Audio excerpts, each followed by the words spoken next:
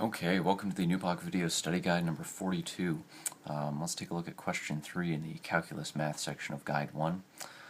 If you've seen the last couple videos, number I think 40 and 41, I was calling this sort of the differential calculus section, but looking through it, there's sort of a mix of some integral and differential calculus problems throughout this section. So let's just call it the calculus section, and I'll try to arrange these videos into a differential calc and an integral calc section on the channel homepage.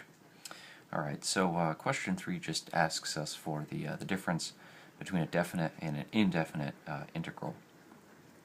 So the main difference is, right, that we put boundaries, right, on our definite integrals, and we're actually evaluating our integral between those boundaries, and we're finding, if it's a one-dimensional function, we're finding the area bounded by that function and an axis, or bounded between two curves or something like that. We're evaluating some sort of area, or maybe a volume if we're integrating over a surface, if our function is a surface, that sort of thing. Whereas the indefinite integral, we're just finding the function for which the integrated function, right, the original function, is the derivative.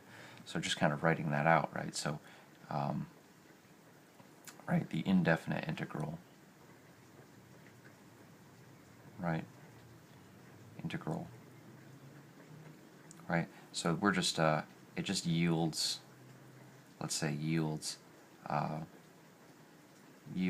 the or let's say a yields a function for which the integrated function is the derivative, for which let's say the original function, or whatever, the original function is the derivative, right, plus some constant. Right, is that it? Is there an a there, I think? Derivative, yeah. Okay. Right? Plus a constant, let's say. Right? So for example, if we had, the integral of, oh gosh, I don't know, let's say x squared dx or something, and it was the indefinite integral, so we don't have any boundaries on here on the integral operator that we're going to be evaluating between, right? So when we just have a simple polynomial like this, this is going to be just 1/3 x cubed plus some constant c, right? So it yields some function, right, or a function for which the original function, x squared, is the derivative. So if we take the derivative of this, we'll get our original function, plus we have some constant in here. Of course, if we took the derivative of the constant, that would just go away anyways. Of course, with the definite integral, right, the definite integral, we have boundaries on our integral operator, which we are going to evaluate the function between, or evaluate the integral of the function between, right?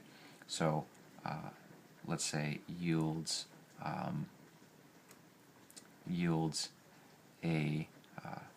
evaluated result, or I don't want to say numeric, because you could have you could integrate from a to b or something like that, or some other variable, but yields let's say the, right,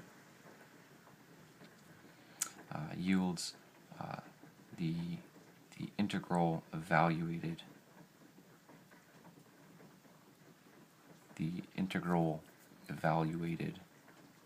right,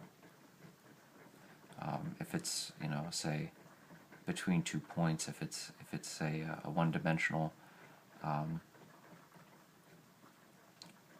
between 2 points, if it's a one-dimensional curve, or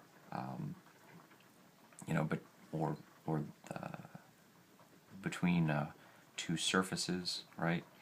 If it's a two-dimensional surface, or between two surfaces, right?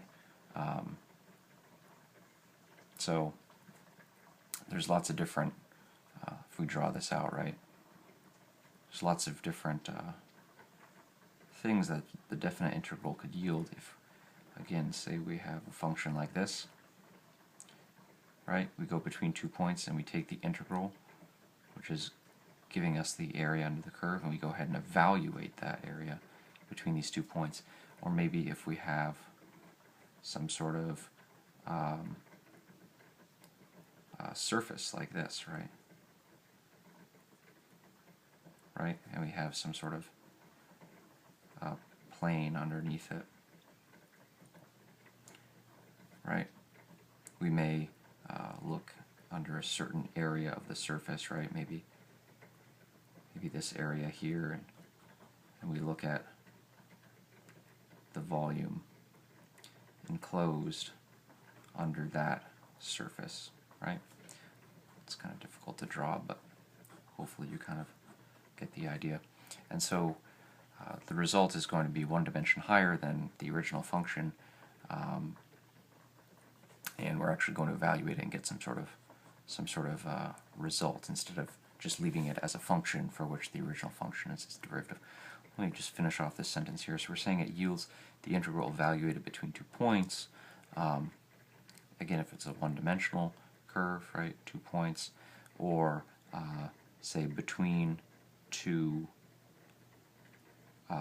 lines, let's say between 2 curves, if we're looking at a two-dimensional, or 2, let's say, curves.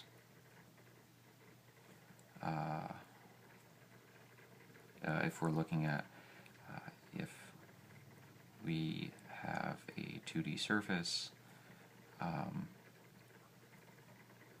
etc.